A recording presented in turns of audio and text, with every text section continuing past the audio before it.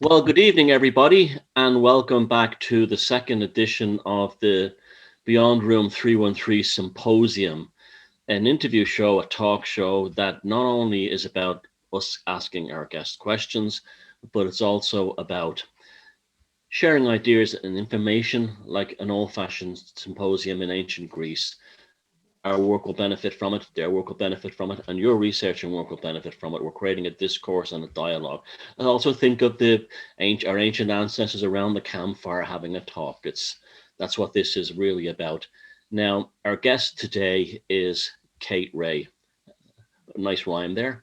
And Kate is in England and she's a paranormal researcher. I've been on her show, and her YouTube channel is really a lot of fun. It's got some really interesting guests on it. And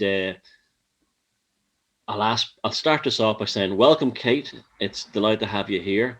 And the first question we ask every guest is, what brought you to this point that you're a paranormal researcher? Oh, that's a long one. I'm sure it is with most people. Are you sitting comfortably? Thank you so much, guys, for inviting me on. By the way, it's a real treat. I can't tell you, it is a real treat for me. So where do I begin? I think, like most people who come into this, there seems to be two angles that people come into the weirder side of things, and one is usually through an experience that's kind of made them think beyond the normal. For me, I can't ever remember not thinking about things outside the material world that we live in. So my mum was I was thinking about this today. My mum was a biology teacher, and I had access to biology books, and it was always the weirder side of nature that really sort of floated my boat and got me thinking about things. So it seems like a natural progression that things that aren't of our comprehension a lot of the time sort of followed on from that. And that was from a very, very young age. And I seem to have had some incredibly weird experiences. And I don't know whether that's because, I'm sure it is because I was more open at an early age, that I never found things odd. I found things a little bit frightening or very, very weird, but not really unexpected. So that's kind of in a nutshell how I've got here. I don't know how much do you want me to go into where I'm at in the last few years, really, because that's been one of the interesting bits for me. Do you want me to talk about that? Throw us a specific incident that opened the gate for you. I think in terms of where I am actually now, I hadn't been on the floor doing paranormal investigation. It's something that I researched up until a certain big birthday that I had 4 years ago.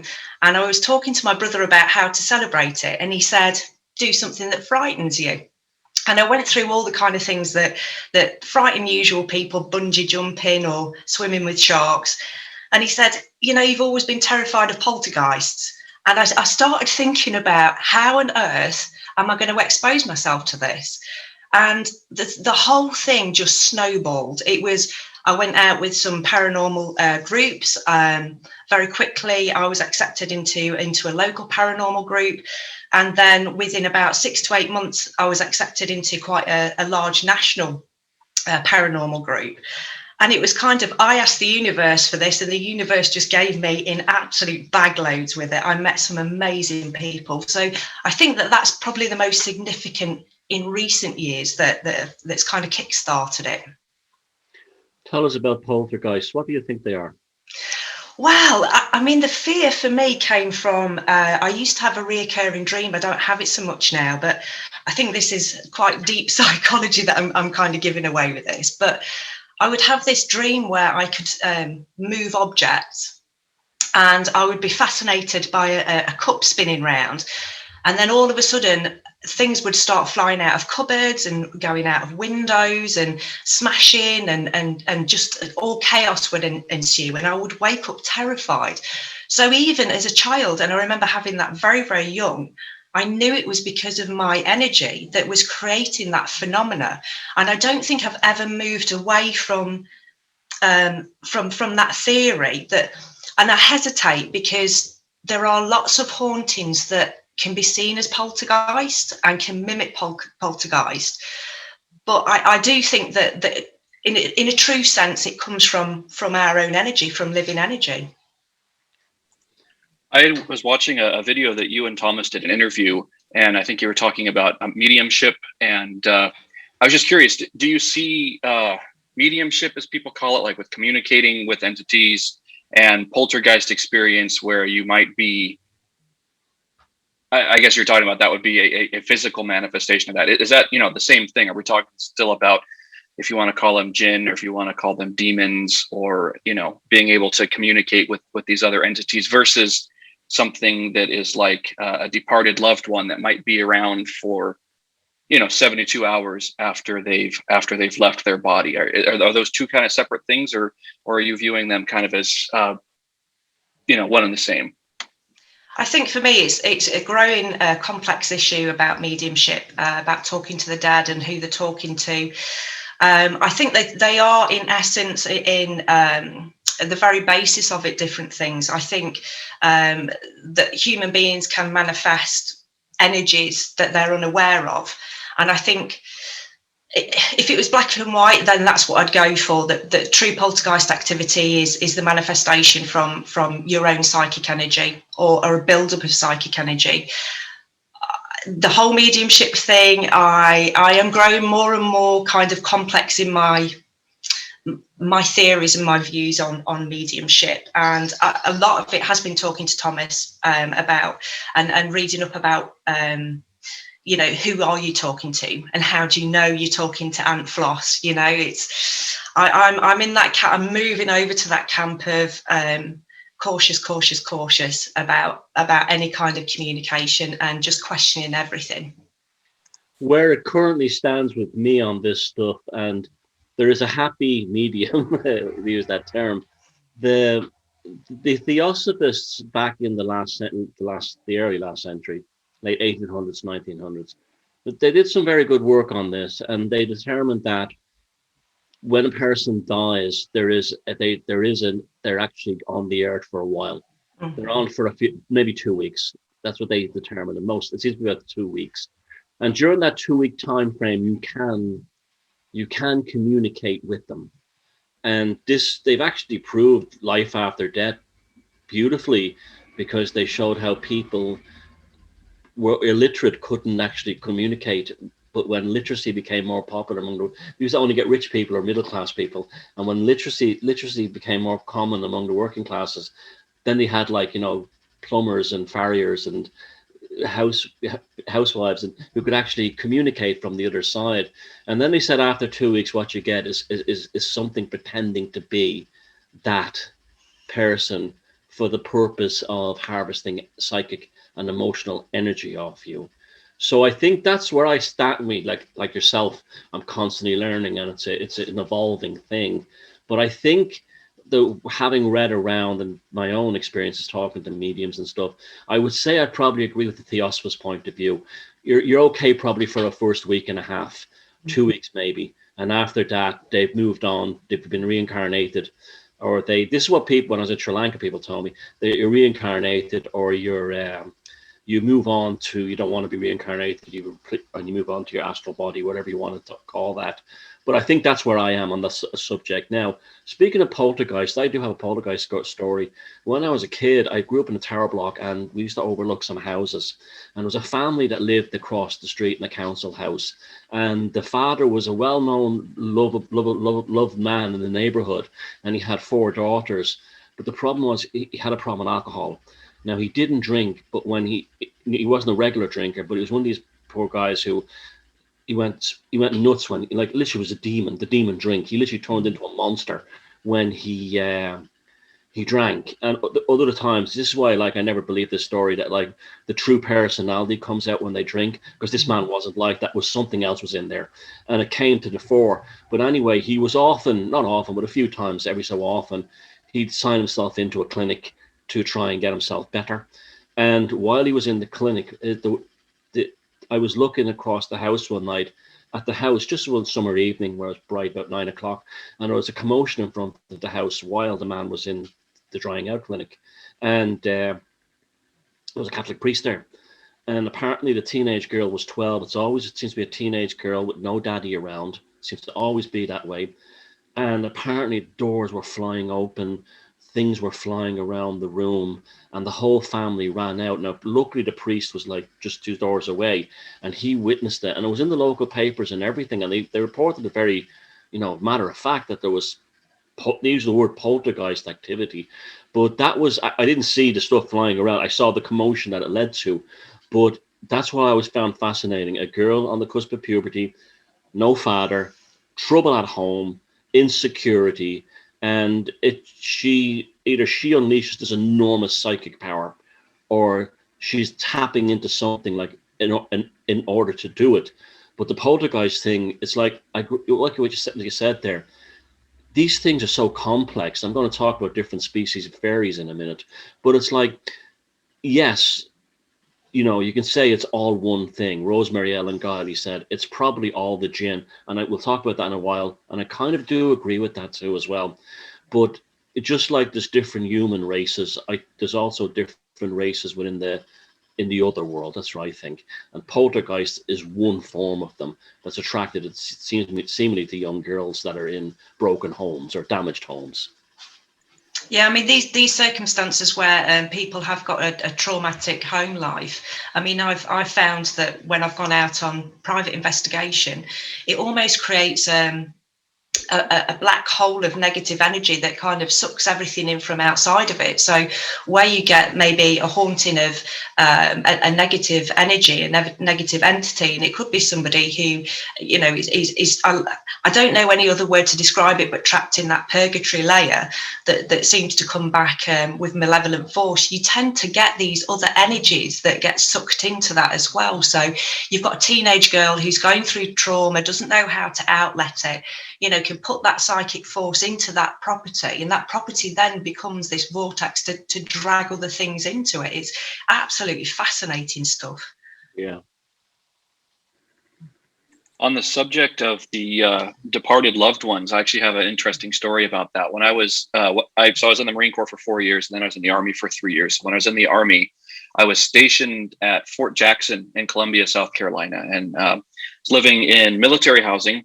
And it was, a group of military folks, civilians, retirees, and it's the South, so everybody always was showing up at each other's doors. So one night, this older gentleman, probably in his 60s, late 60s, early 70s, came to our door, just totally disconsolate, totally just sad.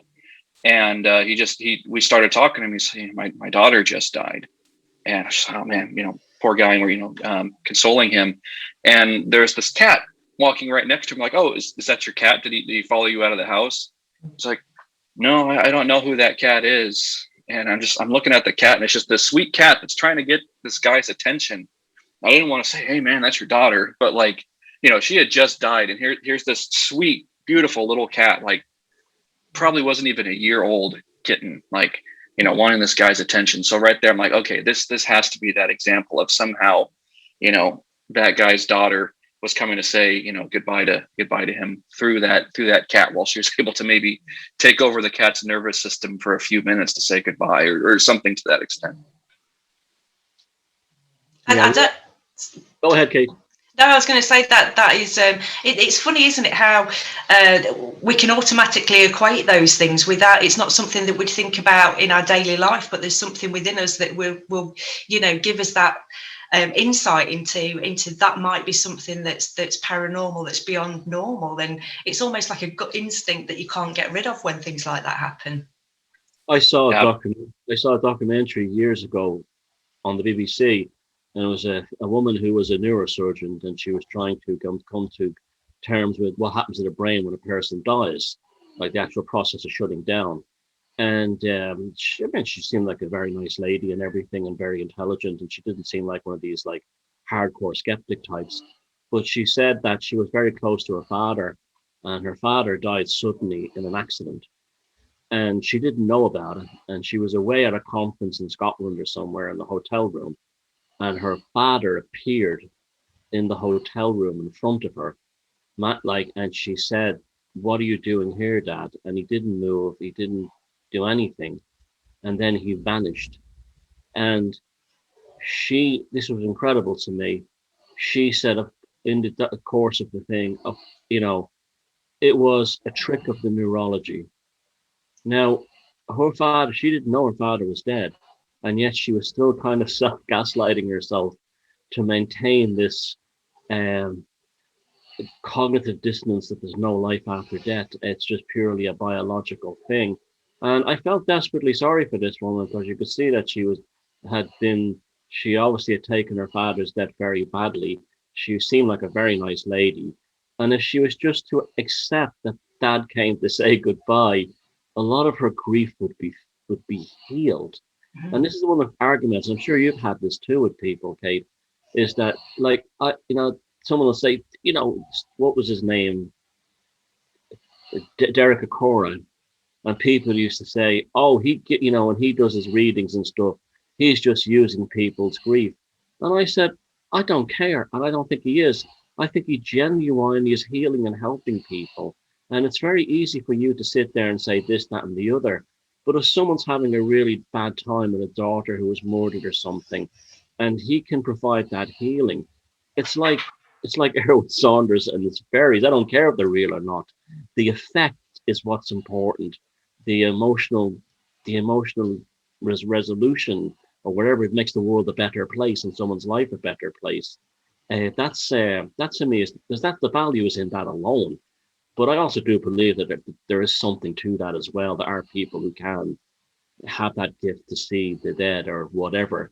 I mean, the culture I grew up in, that was a big deal. But yeah, I mean, this is the whole thing. It's like I could never understand a skeptical mind that like, why would you want to rob magic from your life? Well, science can prove everything.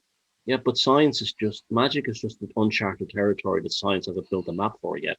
So why are you discounting something that you'll probably, one day have to believe in? Now, one part of your work that really interests me is your interest in fairies. You call them the Fae in England, which is we call them the She in Ireland. Now, this is interesting. This is we had a great talk about this a few good while back, and the Fae in England seem to be of a very different reputation than the She do in Ireland, where our fairies are considered quite dangerous and malicious in the Celtic world, in the sort of Anglo-Saxon world in England, or yeah, maybe the Anglo-Romano world, maybe even the Fae seem a lot more benevolent and not as threatening and more incorporated in the country folklore than they are here. Could you just tell us about like I've never seen, and I used to say to I absolutely believe in these things 100%. And I'll just my quick story. I've never seen them, right, ever. But I've seen weird things I can't explain. Like a forest I used to walk in, where every day a little brown white paper bag of soil was left in different locations along the way. And I'm like, what are white paper bags of soil doing in a forest? And then I would open them up, and I was kind of afraid for a while. And I jokingly earlier on, I said, "Oh, it's fairies." Jokingly, I opened, and it was just soil inside it. I was half expected to find a head or something, but it was just a small bag of soil. And it was this, I'm convinced, and I also had the fairy stray experience there, where I'd be walking up, and it'd be like, it seemed like an hour and a half to get to the end of the woods. And coming back was like 5 minutes. And on top of that, there was a woods near where I grew up that was a very old woods, that was an old manor house in the north side of Dublin that had avoided development because it was protected. And two friends of mine, when we were about 11, swore, and I could tell by they weren't lying, that they saw a fairy in the woods. They saw a little man in a little green outfit coming towards them, and he was saying, "Come here, you! Come here, boys! Come here, boys!" Running toward, and they ran away in terror. And so I've never seen them, but I absolutely do believe in them. Tell us about the fairies or the Fae in your part of the world. So, like you, I err on the side of caution. And I do call them the Fae, just because I like to distinguish between fairy and the Fae. So very much fairy for me is, you can just about see a butt in the background, or the kind of winged sort of fluttery creatures that you get the Disney-esque, and I choose to use the word fae because it encompasses that whole range from the good to the evil. And to be quite honest, the experiences that I've had I think I've had one good encounter. And this is something that I didn't speak about for a very, very long time, because you can talk about ghosts, you can talk about UFOs, you can talk about crypto, and, you know, people will raise an eyebrow, but, you know, there's nothing derogatory comes out the mouth. You say that you believe in fairy and you get an expletive, you know, afterwards. It's not something that's readily accepted. My first encounter was not one of the strongest, but it kind of blew me away. My first physical encounter, and it was Wayland Smithy, so it was in Oxfordshire, just under the Uffington Horse, and I was walking the pathway from the Uffington Horse down to Wayland Smithy. Early hours of the morning, you know, sun just coming up. I was walking perhaps 10-15 meters behind a group of friends who were in front of me, and I could hear this singing. And it was like the mice off the clangers. It was that kind of high-pitched, whistly, melodic singing. And every time I stopped, the singing would stop, and I'd start walking again, and the singing would start. So eventually, I dove into the hedgerow bottom to see if I could see what was there. And after a few attempts, I pulled the grass back. And even now, as I'm saying it, I know I sound like a nut job. It was this thing that was kind of almost toad-shaped, but it had mouse fur and a slightly mousy face with the big brown eyes. But the thing that stuck out to me was it had tweed trousers and braces on. And I remember looking at it, and it was on all fours, and it turned its head back to look at me. And it was one of those split seconds that seemed like a lifetime. It screamed, and I screamed, and it bolted off. And I went running up to the people who were in front of me. And of course, we were just like, there's no way, you know, they totally didn't believe me. It was 10 years before I plucked up enough courage to tell somebody. And in my mind, I could only describe it as a gnome, because I kind of knew it was of the earth. I knew it was an earthy thing. I knew it was, you know, it wasn't a fairy, but I didn't know how else to describe it. So that was my first physical encounter. And at that time, going through, there's a small copse before you get to the burial chamber at Wayland Smithy, and you could actually feel the static going into the copse where the burial chamber is. Now, I've been back many times to this place and never had any of those feelings or sensations since. You know, I've been gnome hunting down there so much to try and find these bloody things again, and never had. And that was the first of a few physical fairy encounters that have happened. I think those. Go ahead. Please. You just mentioned static. Do you mean like there's a static electricity near it? Like, yeah, definitely. That's so interesting, because with certain occult circles that I've been connected with, there's this idea that as we're talking about earlier with trauma, that trauma creates somewhat of a static wave, like, you know, a scalar wave, one that doesn't have, you know, a wavelength in time, that can be, you know, like a sine wave. You can use noise canceling headphones or whatever to create an opposite inverted waveform to cancel that waveform out. But with a scalar wave, it's just kind of the standing wave of energy. And that's that thing that, you know, Thomas, you were talking about, that there are entities out there, a good majority of entities, the ones that get on the Ouija board, the ones that, you know, will tell you they're, you know, that, you know, they're your departed ancestor years after they've died, that those entities feed off of those standing waves of energy, those ridges of energy that people will have on their body. And that, you know, as you were talking about, Thomas, too, with I forgot who it was you're saying, but some medium that could see those ridges of trauma on people and would be able to read, okay, you know, there's the grief from that guy's so-and-so dying, or that woman's, you know, so-and-so dying in a terrible accident. And we carry that around with us. And that's how sometimes I think that, you know, we'll talk about the poltergeist things with catalytic exteriorization. Yeah. From that person's own nervous system, that ridge of energy can cause chaos within electronics, can cause light bulbs to burn out when they're in a heightened, excited nervous system. So anyway, it was just interesting that you said static. That just made my ears perk up right there. And so I've heard that before. Well, the static has been reported in lots of things, Bigfoot encounters, aliens, UFOs, gosh, everything. It seems to be a very common thing. This was an effect, like on a scalar weather thing, would account for this effect on the nervous system. Is, I mean, that part of England where the Uthering Horse is in Wayland Smithy, that whole south of England has a very interesting vibe to it, the rural areas. I mean, I was watching Neil Rushton. He was on Anthony Peake recently talking about meditate. I don't know if you had Neil on your show, but he was meditating inside the Long Barrow at West Kennet. Now, that's a very strange place. That I was in there 5 years ago with James Swaggart, and we were making a film, and I had a tone generator and inside one of the antechambers I don't know if you've been to. I'm sure you've been to West Kennet. In the antechambers, the thing went bonkers. It went nuts. It was produced. It was a guitar tuner it produced a constant tone of an A. So an A or 440 hertz, whatever that is. That's just normal tone. When I switched it on and put it into the antechamber, went nuts. It went nuts, and the batteries in the camera rapidly drained.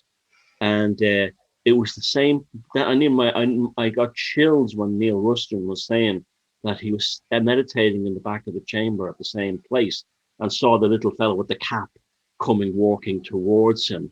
This connection between the good folk, as we call them here, the country people call them here, and it's fascinating with the connection with megaliths and ancient sites.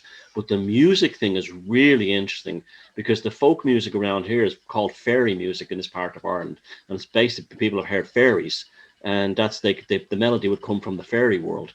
So that's fascinating in itself, but that part of England has something about it. We're all, the whole sway of it from like Kent all the way up to where Bath is, that area, and in between. I don't know what it is. I've had more strange experiences there than I've had in Ireland. Very strange experiences. That landscape is very, very highly charged and very different energy than Ireland. I couldn't explain. It's one of those things you could never verbalize or explain to someone. But tell me, Kate, what I want to know is, just like Bigfoot is associated with the forests of America, do you think the landscape, the strangeness of the landscape, the uniqueness of the landscape, say in the south of England, do you think that lends itself to these experiences? I don't know whether it's because within those landscapes, it's even on a subconscious level, that's kind of where you expect to encounter these things. But I've encountered them in people's homes. So in urban settings, it's not necessarily in woodlands or, in open rolling meadows or in sacred places.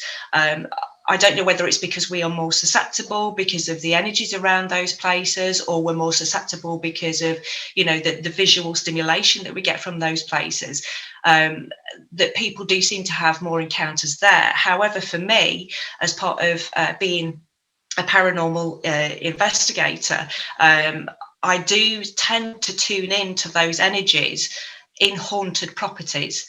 There seems to, we spoke about it before, Thomas, about the things that are being referred to as imps in the paranormal setting.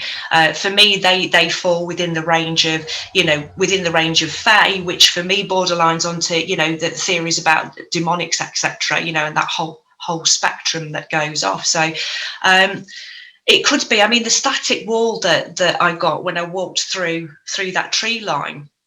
I've often thought about it because I've encountered it so many times during different paranormal events, and when I've been in places that have been haunted or cited as haunted, and it's almost for me like that energy is like a doorway, a portal, and once you step through it, there's a very different feeling that you get the other side of it. When I stepped through that one at Wayland Smithy, I went from a beautiful, calm summer's day into a feeling as though I was being watched in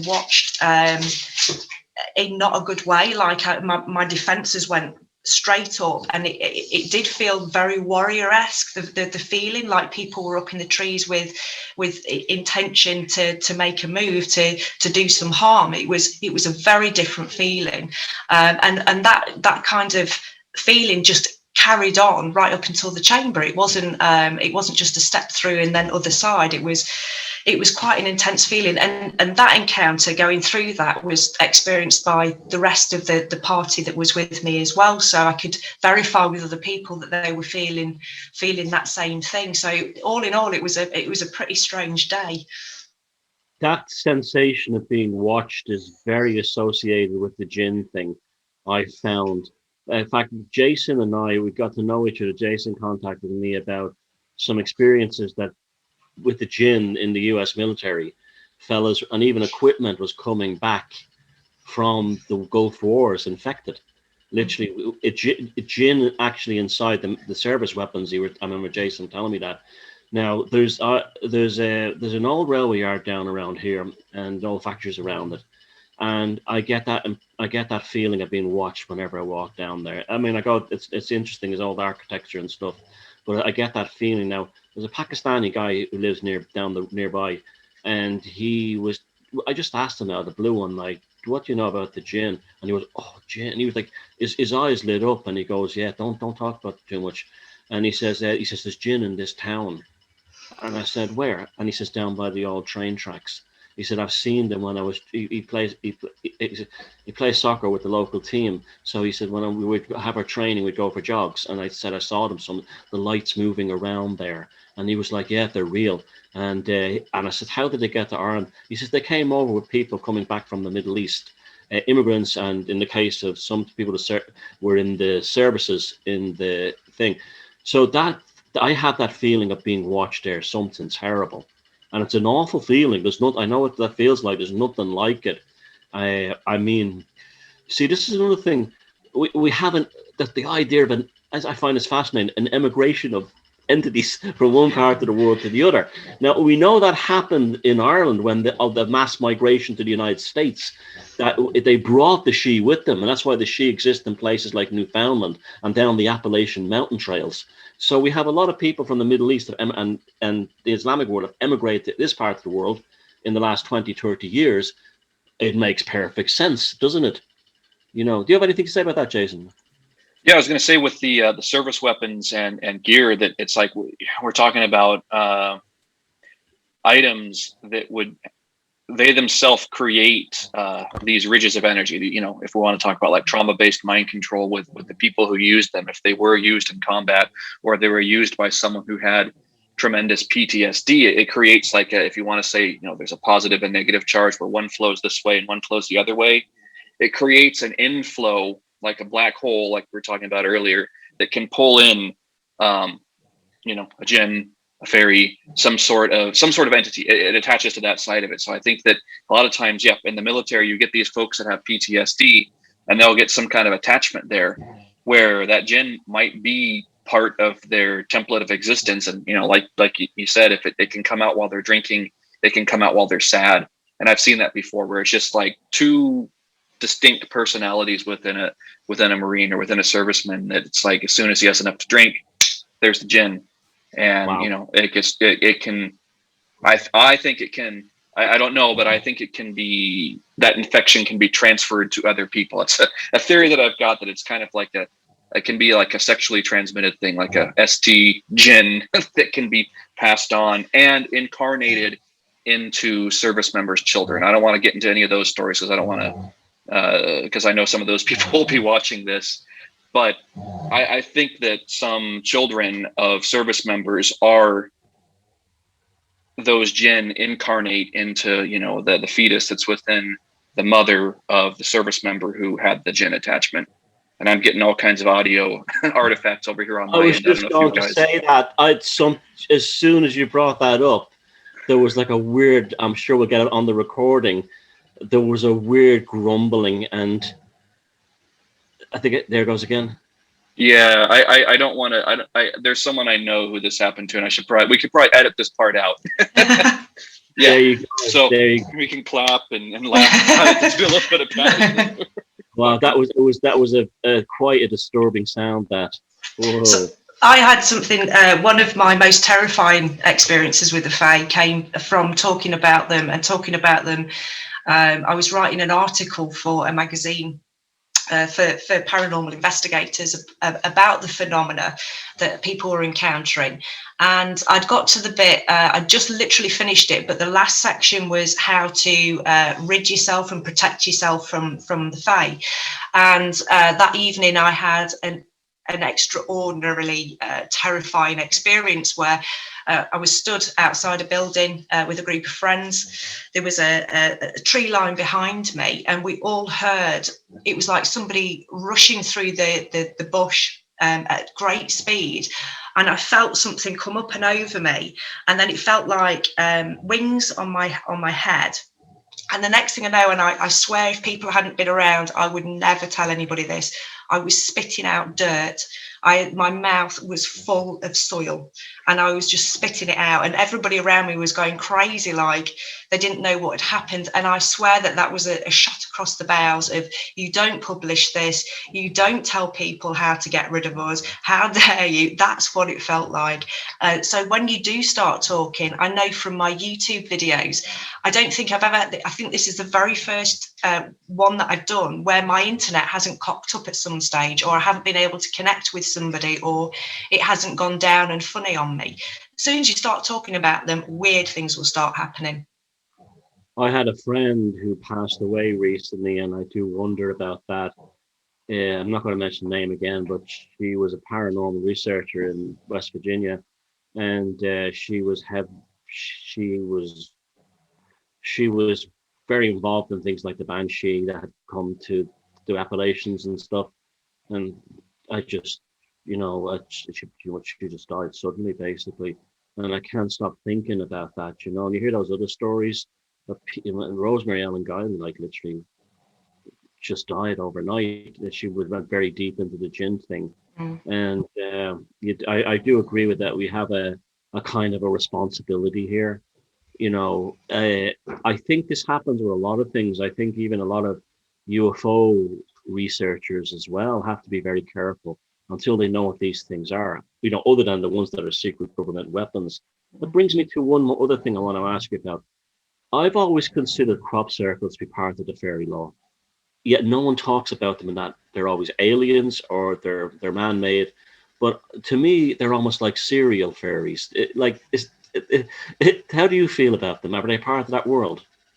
I mean, I've been doing some reading that has been messing with my brain. I've recently just come across, and I'm late to the party, but the holographic universe, which just blew my mind. And John Keel's, is it Dark Tower? Eighth Tower. Which to me, nothing is disconnected, aliens, fae, crypto. I mean, I'm looking into at the minute whether crypto are fairy, is the Yeti a big fairy? These worlds to me are not disconnected at all. And where, there is a theory of aliens are just our way of a modern interpretation of the fae, so I love the fact, I had that mental image of like little pixies going around with a shoe, sort of creating crop circles. Who knows? I definitely believe that there is no disconnection between anything along those lines. Oh, I absolutely believe Bigfoot is a fairy. That's an American, a woodland fairy. And you have unfortunately the culture in America, macho men with guns in the woods. They would never think in that. It's a beast we have to shoot and capture. It's an unknown species. God forbid it's a human, some kind of humanoid that you'd be done for murder. But there's when you really look into the Bigfoot thing, there's absolutely no physical evidence really that you can say is hardcore. But my God, the testimonies of the people, none of them are lying. They're telling you the truth. And you have these people describing Bigfoot exactly the same way as you would describe that fairy encounter earlier on. And yet, very few of them over there, because they don't have that in their culture, have been able to put two and two together and get four and realize that we are dealing with this. Yeah, Yeti, absolutely. I mean, they always talk about like the fairies leave traces. Well, they don't really. Where are the little fairy footprints? Where are the little handprints? when they've got mud. They're not, because they're in a different reality. As you said, the holographic Michael Talbot and the holographic universe. It's all to play for, absolutely.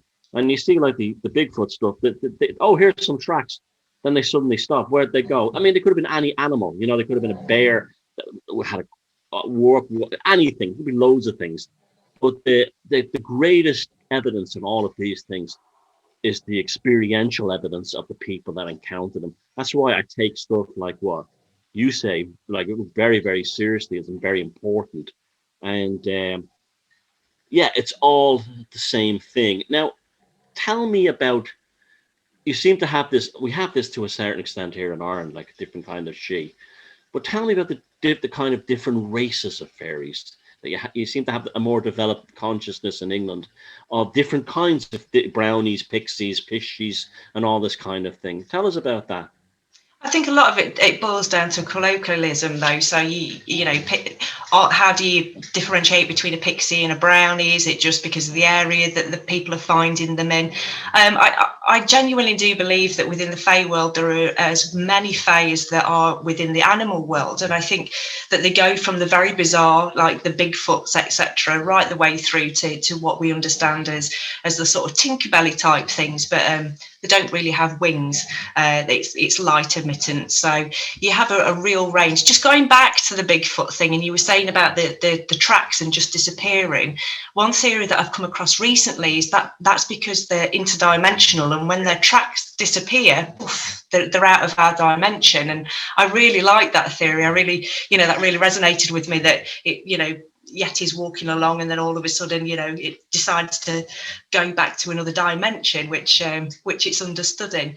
But I think in terms of races, I mean, you have giant elves, you have giants, I mean, is this all coming from folk tale, or is this coming from people's personal encounters?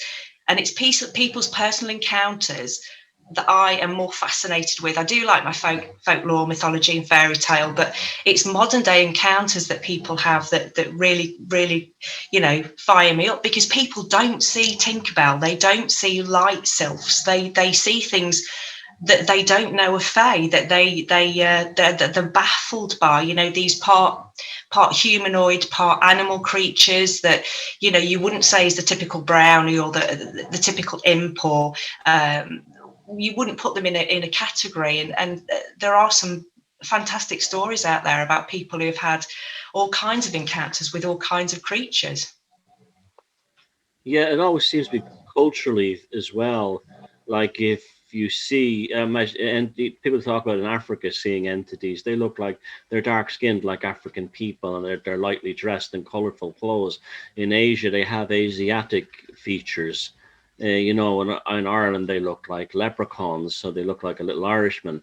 I find that very interesting. The thing about the Bigfoot, and that's a highly plausible thing of the moving between dimensions, especially as these things often seem as shocked to see us as we are to see them. It's like they're having, in the Bigfoot world, they're saying, have you ever heard about the human? It's like, you're drunk, this kind of, yeah.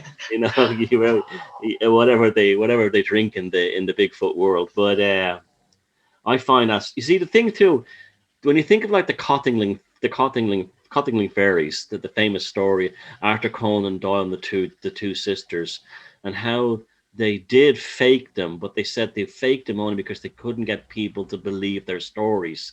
I find that tragically plausible. A man of Arthur Conan Doyle's intellect would not have been fooled by two country girls. I think that they were probably, and even on their deathbed, they even said that they didn't fake them. One of them said that. And one of the I think they faked some of the photos, but they said that one photograph was real. That to me is a fascinating story. How do you feel about that one, the Cottingley fairies? I remember, I can't remember how old I was, but the last The Last Girl to Die came on. It was some big TV show.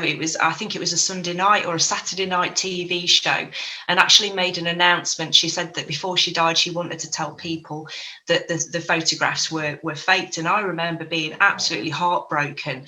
But like you, it wasn't until years later that when you start looking at it, and the stories that they told about their encounters never ever wavered and never ever changed, no matter who they recounted them with.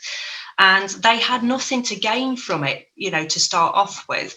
And this need for adults and the world at large to believe them and believe it, there was a driving force there that was that was so powerful that they went ahead and put together, at the time, very elaborate, even for adults, let alone children. We spoke about Erwin Saunders earlier, and for me, the magic that those photographs brought for, however long they kept that up for, that to me is magic within itself. And it didn't matter as a child whether they were real photographs or not. They were beautiful photographs and brought so much joy to so many people that it kind of almost became a who cares moment. Who cares that they were faked? I mean, Edwin Saunders, his channel has restored faith in humanity at a time we need it. I mean, it's everything that's right with the world is there. There's a lovely old real life Papa Smurf kind of character. Yeah, there's CGI probably, but who cares? I mean, I don't care. I mean, just as he's introducing people to the beauty of the natural woodlands, a gentler way of speaking and presenting yourself to the world. His drawings, it's like staring at the flames of a fire and being relaxed by it. I think the guy is doing a public service. He's probably done more to help people with depression and anxiety than just about anyone else in the world. And he totally deserves all the. And like I said, I think you have a video recently where you call him the Banksy of the fairy world. I thought that was a great analogy. But yeah, I mean, who cares? Yeah. And the act of magic is itself. He's bringing that to life. He's bringing that stuff to reality. I have this whole thing, the stranging the landscape, and this has always been a thing. We did a feature on the Blair Witch Project recently, and we spoke about the stick figures hanging from the trees. They were nothing, but they stranged the landscape enough to delve into your psychology. Now, I've been kind of involved in a kind of a chaos performance art version of these things all my life. Like when I was living in Dublin 20 years ago, I used to get plastic soldiers, army men, and put magnets on them, and I used to paint them pink and throw them up onto lampposts, and they'd stick like 20, 30 feet up. So the whole of the South Circular Road had these pink soldiers all along it. And I waited and I waited and I waited. Bang, there it was on the 6 o'clock news. So I generated a change in reality by the strangeness of it. It was kind of like a chaos magic thing.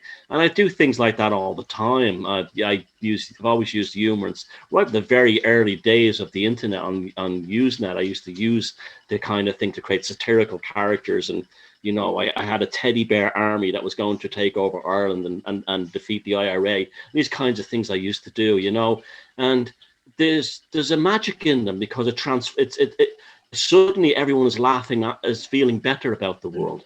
If that's not magic, what he's doing, if you're feeling better, you're feeling better, this kind of thing, and I think he's performing an amazing service. And I love that recent video you made about him. People should, the channel's below you right now, but people should check that out because I love everything you said about that. In fact, what you said is a great philosophy for approaching the paranormal in general. Just experience it, and that's enough. Mm-hmm.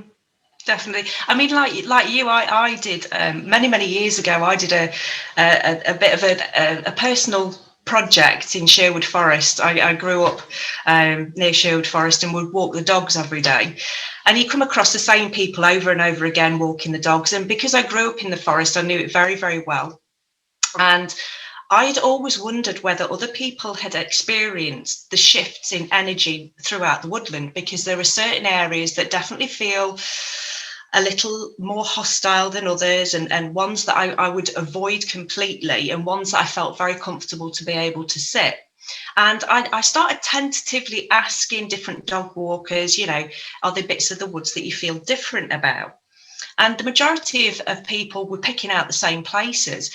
And it wasn't until I came across a dog walker. I'd seen him so many times, and we chatted, just general chit chat. And I stopped him, and he was a retired fireman, and he was, by his own admission, very skeptical.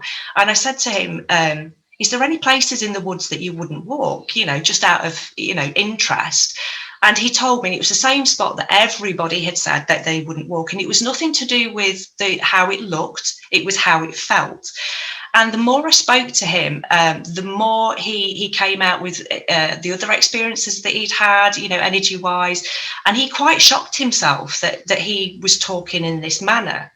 And I capitalised a little bit on it, just for my own amusement, really. And I built a lot of tiny fairies, some glow in the dark and some normal size.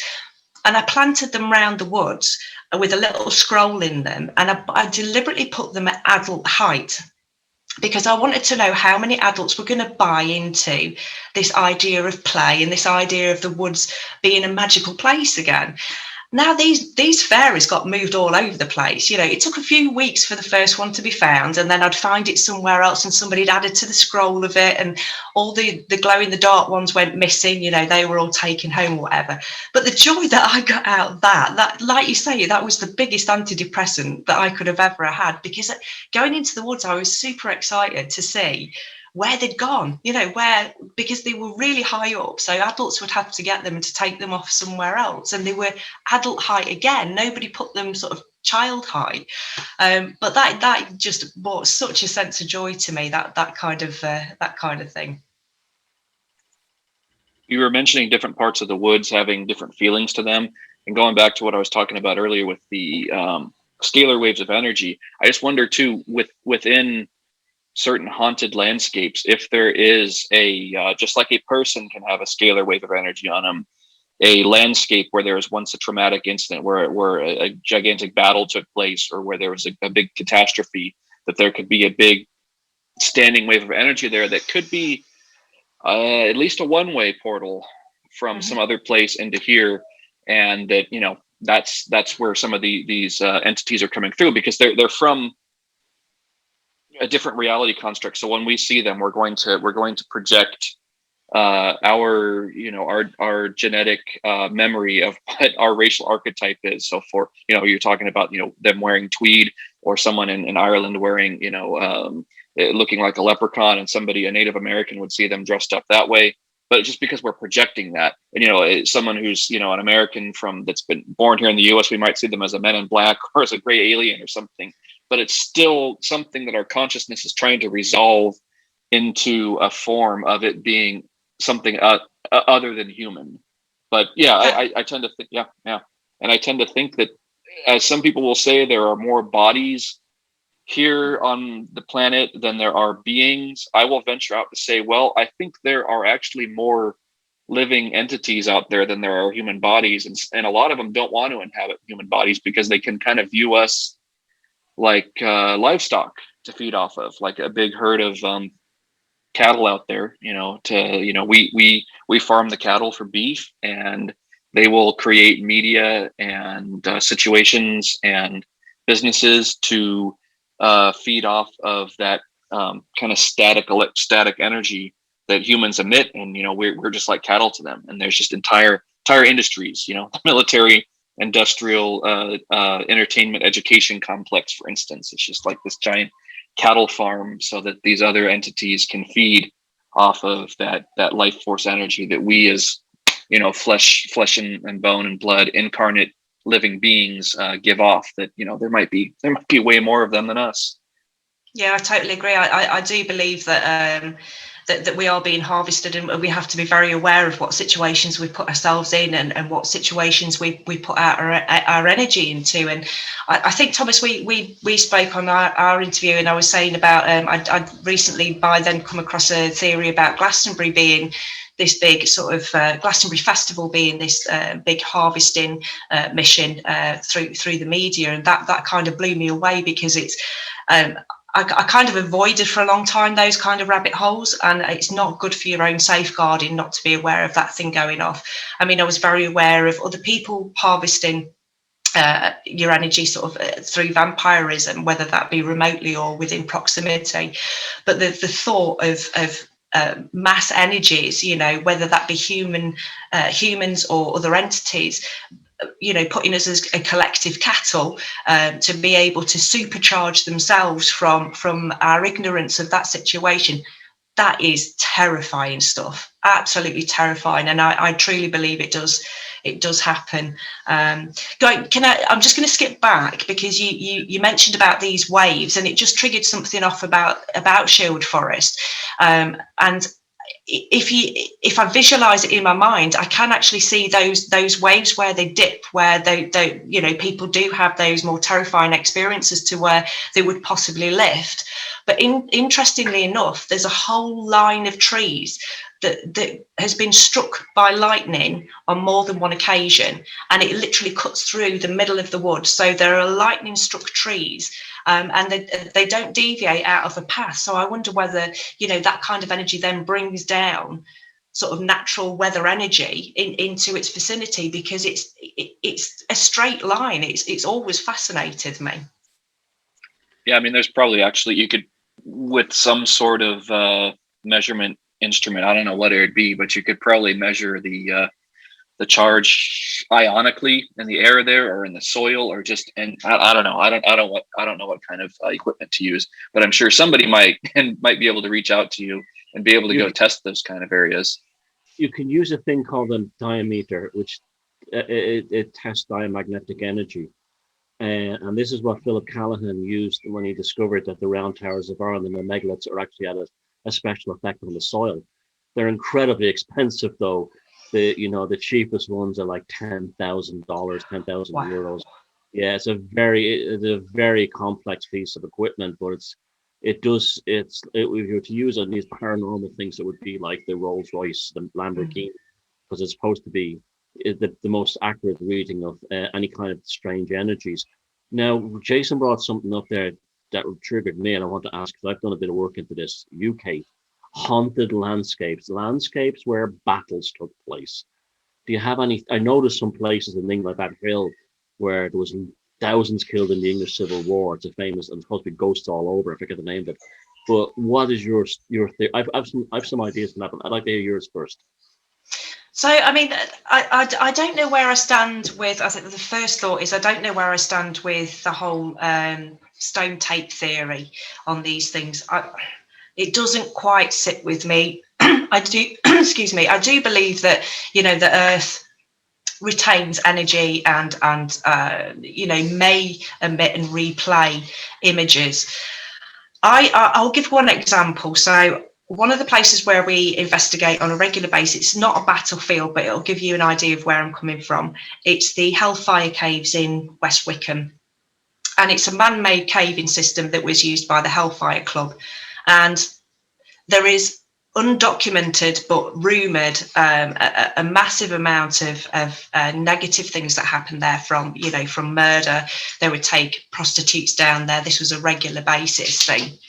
We investigate down there on a regular basis, and it is, because it's underground, it's a contained energy for one, and it becomes increasingly haunted with the amount of people that investigate it. So if it's not been investigated for a while, which it hasn't because of the lockdown, and I went up there the other day and it's been seriously quiet, there's been no activity. When people start investigating, it's almost, I get the impression that they then dump their energy there, or there are attachments that jump off because that's what's expected of that space. I don't know how much of that is transferable to when you have a battlefield where there is a continuing outpouring of grief, even if it's on a low level of respect to go and see that battlefield. How much of that energy then is left from your human psychic self that kind of adds to whatever may be there. I mean, spilt blood on soil, you know, there is something very, very sacred about that, very, very sacred. And I actually don't know the answer to that. I really don't know. I'd love to hear your thoughts on it. The stone tape thing is, I'll tell you why I have some belief in that. The whole psychometric thing of reading the memory of stones. You go to German cities that were horrifically destroyed in the end of World War II. I mean, Hamburg bombed to nothing, Berlin, of course, and you go to these places and they're not haunted. And I had a German friend who used to be a skeptic, but he's on, like, I got him on our side now, but he lives here, and he was the one who discovered it one day. He said, "Look, Thomas, if that was true, the German cities should be like Berlin and Hamburg from what happened in Dresden, which they should be the most haunted place on earth." And then I said, "You know, you have a point." And then he came back to me and says, "I think I know why they're not. They carted all the soil away. The cities, all the buildings in those cities are nearly all brand new. They were all built after World War II because the cities were turned to dust." And so I was like, wow, there you go. That could well be it. Now, there are places like battlefields. You hear these stories where people get tremendous sense of suffering. There's lots of ghost sightings and stuff like that. So I think my theory would be, you know, and I'm not saying I'm right, that once the landscape is exactly as it was or close to what it was, you had the same old stone walls and trees and the soil hasn't been particularly damaged, that it will retain that memory. Whereas say World War One, where Flanders was chewed up, Passchendaele, that land, although millions died there, that land was chewed up into nothing. And there's no ghosts because it was the actual architecture of the environment is what retains the memory. That's just my theory now. That so if you had a situation where the battle, like Gettysburg, is preserved as a living monument in America, and the ghost stories and the paranormal stuff in Gettysburg is off the scale. There's some tremendous video and stuff that's come out of there. So I think that's how I lean towards at the moment. It might not just be the stone tape thing. It might be the actual psychic footprint of the landscape once it looks like what it was when the event happened. That's what I think. I've got one more to even counter that one that I actually get from you, Thomas. Say Flanders or someplace, World War One, World War II, some of these other, you know, we're talking about Dresden.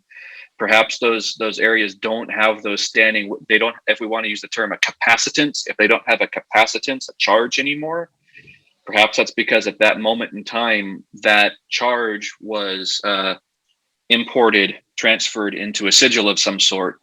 You know, some dark magi using that energy and putting it into a non-local space, maybe even outside of this space-time continuum where, you know, like you're saying in Gettysburg, or, you know, some of the areas here on the west coast of the US where there were terrible Native American battles, and those energies still, they're right here. It's because there wasn't a group of magi harvesting that energy. So it's still here in capacitance in the space, because for me, I don't think it's the actual stones themselves or the soil or the trees or the roots. I think it's just that point in matter, energy, space, and time, or no time, sorry, matter, energy, and space right there.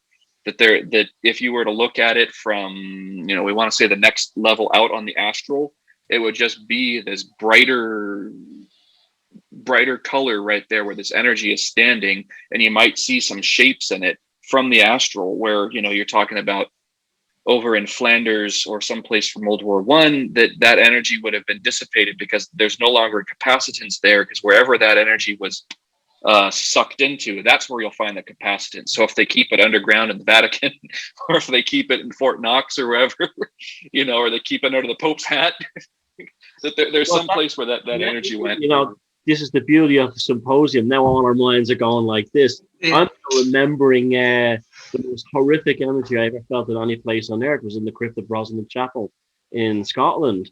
It was all the horrors of the Crusade transferred into the temple, into that stone, you know, into that space. And I think that place is covered in like sigils and all kinds of other things like that. I mean, this is the beauty of this show, is that we're all firing off on one another. Yeah, I mean that's amazing. Right? That's like another great one to consider. And I mean, having been in the military, sorry, just one last thing on that, just a little, having been in the military, I've seen battle colors and battle streamers and the silver rings that hold those, and those have a nasty ass energy to them. I fucking can't be around them. I've been around, it's just, ooh, same thing with, I was Thomas, we talked about service weapons before, but there is a nasty ass energy around battle streamers and campaign ribbons. And they when the Marines or wherever go into an area, they bring the colors with them, and those flags and those silver rings, those retain a capacitance. I can attest to that. Even if you bring them to Camp Pendleton in California, and they come out of the case, it's just like they radiate like uranium or plutonium in a nasty ass way, and they make me sick. Yeah, you're absolutely right, because when I was in Velasburg Castle a few years ago, I was in the Nats, the SS Temple. I was in the chamber all by my own for like a good hour. I locked everyone else out. I put a sign up and said construction. And Germans being good people, they didn't go in. So I had it for myself in the whole morning, and I never felt any negative energy. But in the castle, they have a museum of SS occult stuff, and they have the death head rings, the daggers with that circle, the energy. That's where the horror was, on the actual accessories of it, the the the paraphernalia. I mean, going back to the holographic universe theory, if these things are etched so in such a way, as an event, then it would seem right that these are of high trauma would never really go away, be under, still just under the layer of things, and things could bring them through. I mean, I had an experience where at the True Crime Museum, I was asked to do some psychometry on a bath, to lay in a bath. I knew nothing about it. And I was laying in this bath, and the footage I look back on it, it was horrible, because it actually made me giggle out loud, because I was getting whistle while you work going through my head, which I thought, this is really strange. I'm in this True Crime Museum, I'm laying this bath, I can, intelligently think what this bath has been used for, but I was getting this song, and the energy coming from it was this person just saw it as a job, what he was doing, and he used it to dismember bodies to get rid of them in smaller parts. But how I would get that, I knew nothing about the backstory, but he did just see it as a job. He saw it as something that he was fulfilling within the community, ridding them of these people. So it is strange, the whole psychometry aspect of things is fascinating, really fascinating. It's just amazing that there are people like you, probably like all three of us, born that we're part of a group of people that are more sensitive to that, and some people just aren't, and they're within every tribe there'll be one or two or three, or a family of people that has that ability to, if you want to say, remote view or be a medium, but just be able to see, or not see, but perceive in some sort of perceptic that there's something there. There's some, and usually, yeah, that's how you know someone's the real deal, because they won't say, "Oh, I see blood and I see a knife," and it's like, no, that person's trying too hard. But like you're saying, you got the tune stuck in your head, and it's just that impression. Oh, it's just work to him, just business. It's just he's just doing. So it's like, yeah, there are people like that who will pick up the strangest impression from something. And, that's how you know who the real remote viewers are, the real mediums, because they'll pick up those little seemingly small details that are, they're exponentially off the chart. So I just think that's so cool that, to meet someone like that and to be able to talk to you about this stuff. One more thing I want to talk to you about, and the ever-present orbs. Now, I know, yes, I know in a lot of photographs that's moisture dust that's been illuminated, but I know in other cases it's not. And I've had experience, and they appear on everything. They've been filmed to the creation of crop circles. They are generally seen when Bigfoot appears. They're everywhere. And I have to tell you some of my orb stories. There's a train station near here that one night I was waiting to be picked up, and I went under a tunnel that leads to a huge 13th century castle.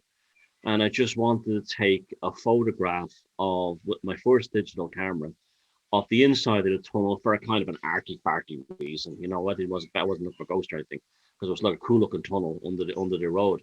And I got a modern tunnel, it was made of concrete, it wasn't that old.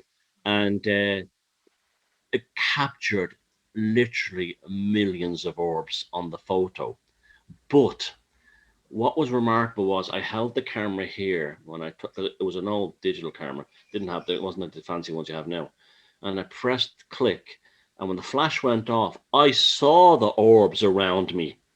They weren't just on the camera image. I for a split second I saw these thousands and thousands of different circles all around me. Now that was the first one. Another one was, and I still wish I had the video. I was filming about 10 years ago a river up in the mountains here, just for a nice bit of footage. A mountain stream, pine trees in the background, very pastoral, very mountain, very rusticy, and a flash of light like that over the river, bang bang like that. But a bright light like a halogen lamp in the middle of the day. It was so bright, and I said, "Did you see that?" Yeah, I saw that. I took it home, and there it was on the film. And I slowed it down, and this thing looked like it was coming out of somewhere else and then going back into somewhere else. And it was amazing. It was like and I would just jokingly call it the water spirit or something like that. But the orb thing, yes, I mean, I have pictures. Oh, here's a picture of my birthday party, and it's all the orb. We know that's probably water or dust. Another one was I took a haunted house that's now been knocked down here. I called it that because I had that vibe about it. I took a long exposure photograph of ivy that had grown inside the old ruined house, and it picked up an orb that went a trail like a little meteorite trail, light, and it went towards the ivy branch and around it and out the other side, like it was avoiding it. And that was the classic for me. That these things, there's more to them than just dust and moisture droplets. So, orb stories, Kate. Okay, so I shook my head because it's a paranormal investigator's nightmare when you talk about orbs. And over the years, I've learned when people show me photos to say, yes, that's very interesting, because I don't want to pee on their strawberries, basically, because they think they've got this fantastic picture.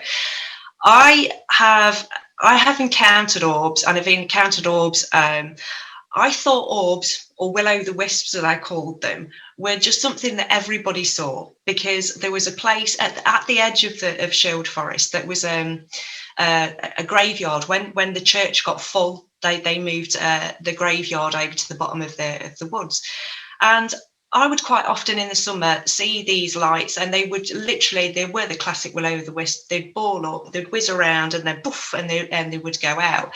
So that's one maybe explanation. And it wasn't till I sat down with a group of friends, we were having a drink one night as teenagers, and I said, has anybody encountered them? Because it was a car park that we'd sit and drink, and they were like, no. And nobody else had encountered these things. And I suddenly realised that I was the only person out of this group of people who'd ever seen them. I had an encounter that was caught on camera, but I actually felt. I was in a haunted property, and it was being filmed in night vision. And we'd gone up to one floor in this building that was particularly active, and my heart just ramped up out of nowhere. It literally felt like it was going to burst out my chest. And as I went to lean on a doorway because I thought I was going to fall over, the guy who was filming said, "Oh my God, you've got to see this back."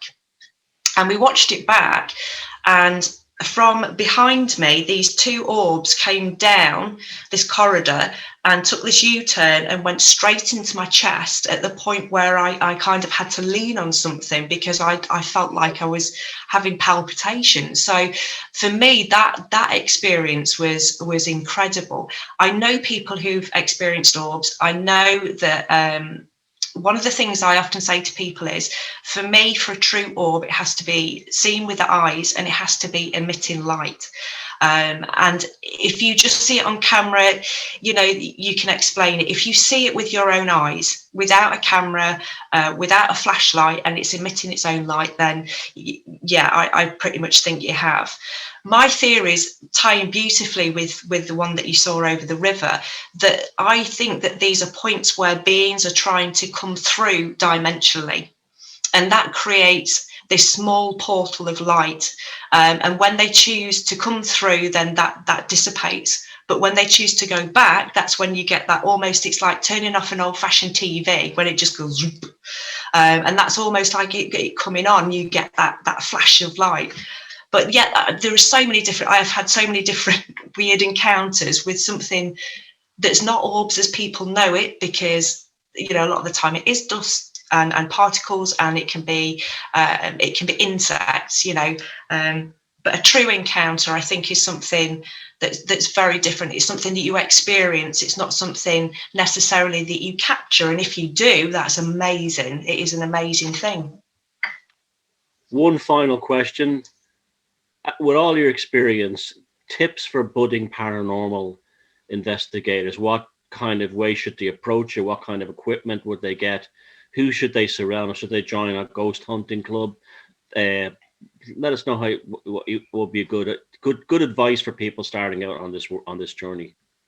I think make sure that whoever you're investigating with that you trust, make sure that you have a really good connection with, that you trust them, and make sure you can have a laugh with them as well, because that's really important to raise your own vibrations after long nights of investigating.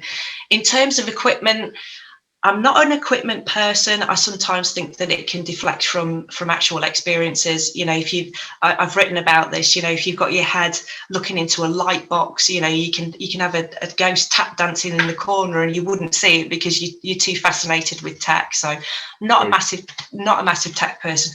I do like static, so spirit portals, spirit boxes, that kind of thing. I quite like experimenting with that, but doing it very differently to just listening to it. So we've done some recent experiments where somebody sat with an SB7 headphones on, somebody else on the other side of the building is asking questions, and they're seeing whether there's any corresponding answers coming through on the SB7, which is a fascinating experiment. Tips. I think just be open-minded. The world doesn't stop with the dead at all, you know, and be open-minded that there are other things that are going to go off, and just research, making sure that you have, you know, knowledge enough to be cautious enough about these situations. You know, I mean, I've learned to say, we go out on public events, we run public events, and I will never say, if there's anything here, will you touch me? I'm like, no, you don't, you stay out my space. Or if there's anything here, you can use my energy, you can bog off if you're not paying for it. You know, if that, it doesn't equate to me. I go into a place and say, would I do this in a pub? And would I expect this behaviour from somebody in a pub? And if the answer's no to both of those, I'm like, you know, I'm doing everything to block that energy out. Can I tell you a story about something that happened? A friend of mine, Jack Roberts, he's an English guy who's lived here for about 50 years maybe, and he's kind of a hero of mine because he sleeps in megalithic chambers with an American guy called Martin Brennan, and they used to wait for the sun to rise to light up certain artwork on the old Neolithic chain. And these guys were mavericks. I mean, they were way ahead of their time. But he leads tours now and again, and he told me that there's a place called Owen-Nagat Cave. It's not far from here. And I've got videos of me crawling down into it, and it's like you're basically on a hole deep in the ground, and it's pretty close to hardcore caving. It's not potholing, but it's like a lot of people are afraid to go down it because it's like, well, it's scary. But when you get down the bottom, there's a huge natural chamber. It's supposed to be the repository of the Morrigan, right? And he led this bunch of people down there, and they're mostly Americans, and they're sitting down there, and he's saying, you know, just think, you know, this place has been worshipped by the Druids by thousands of years. You know, this is not, and they're sitting there and they're all in the flashlights looking around, and suddenly they hear behind them, "Who dares enter my domain?" And they nearly all had to change their underpants. One of these idiots that was with them was claiming to be a channel, and was channeling Queen Maeve, who wouldn't have spoke English anyway, right? She spoke Irish, right? And he had to spend the rest of the day apologizing to people because of this one idiot who terrified them. These were not paranormal investigators. They were people interested in megaliths and ancient sites. And there would have been a lot of more elder people, like 50 plus, Americans. And one of them was a new age lady who fancied herself as a channel. And he said, I laugh about it now, but he goes, it was a very upsetting experience in down there, and he said, he said it really frightened a lot of people that were down there. Because the way she's, ooh, there, a dramatic voice in a silent black cave with a few flashlights. It's terrifying. But yeah, what you said about being with normal people, absolutely. There's lots of ghost hunting clubs in Ireland, and I go look at them, and they seem to be either too serious or a load of geeks with like electronics. It just doesn't interest me. Like I said, I'm going to have a laugh at afterwards. But this has been fantastic, Kate, and we're going to have you back, obviously. And do you have anything to tap? Because it just opens up all new things. Do you have anything coming up that we should know about? Anything special, or are you working on anything like that? I'm still kind of plodding on with the YouTube. That kind of goes in ebbs and flows. I love doing that. I love speaking to people about, and it's a paranormal based show, but it's specifically looking at the fae from different angles to inform the paranormal world, basically, that there is more than just the dad. So I really enjoy doing that. I'm starting up my own business, which is something that's not paranormal but slightly fairy related, where I'm building lots of mushrooms at the moment. So that's kind of taken up a lot of my time. I'm doing bits and bobs of writing, but nothing complete yet. I'm kind of in limbo with stuff at the minute. I've had a couple of weeks of an exciting project, but I can't say anything just yet. And it's going to be one of those ones where it does come out and people will go, "What?" It's nothing to do with a paranormal again. So that's sort of diverting my energies for the last few weeks. So I have got a real buzz for this year, and I know with whatever's going on globally, the crap that we're in at the minute, but I have a real feeling that for a lot of people, shifts are going to change for the positive. People are changing the way that their perspectives on life and what they do. So I'm getting a buzz back for life, which I haven't had for a long time. So yeah, I'm just excited about life. I'm just excited about to see what's going to happen. The crossroads. We're at the crossroads, and this is why the crossroads is so mystical and Celtic and African American culture, because it represents these things. Jason, is there anything you want to say to Kate before we go? Yeah, this was absolutely great. I really enjoyed talking to you about this, and I hope somebody, I wrote it down, has a diameter. Is that the right to say it? A diam. I will get you a link to it. Something. Yeah, I will hope find. Actually, AliExpress has one for sale, but I think it's like 9,000 euros or something. I was just going to say, I hope somebody has one or has access to one and reaches out to you so you can go into the forest and measure those areas we've been talking about. So that would be great. If somebody watching this knows someone who has access to one, hope they reach out to you. Yeah, or if somebody's got 10,000 euros that they want to kind of put my way and I can buy one and then video it, that would be equally as nice. Yeah, even better. I made that mistake. I read Philip Callahan's book and I'm going, definitely buying one, forgetting that he was like a top engineer in the US military, because he had Uncle Sam pay for his one. I nearly died when I looked at the online electronic stores and saw the prices. But anyway, this has been a great fun, and this is what Kate's channel is like. It's lovely and relaxed and fun, all the talks, and we'll put a link to it down below. And thanks everybody for joining us on Beyond Room 313 Symposium, and we'll see you next time. And take care of yourself, and thank you again, Kate.